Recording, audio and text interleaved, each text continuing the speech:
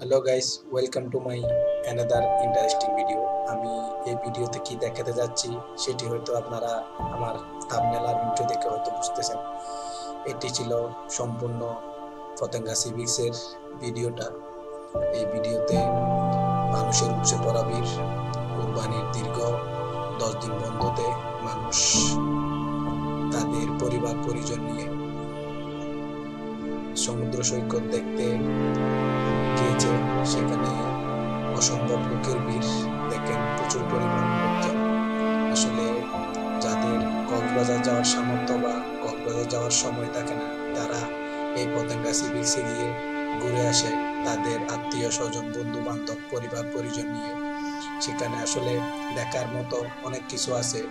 চড়ার মতো স্পিডবোট, ঘোড়া, একদম A to Z সবকিছু, সাথে আকাশের মনোরম দৃশ্যটা আসলে দেখে মেঘলা মেঘলা খুব অসম্ভব ভালো লাগছে।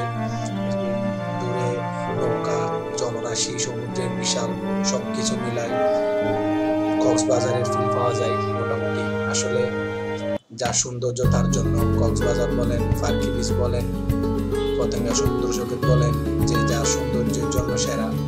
এখানে পতেঙ্গা সি বিচে ইট পাথর নগরীর সবকিছু দেখা পাবেন, সাথে সমুদ্র সৈকতের ফিল, আত্মীয় স্বজন, বন্ধু বান্ধব নিয়ে ঘুরে আসার মতো একটা জায়গা।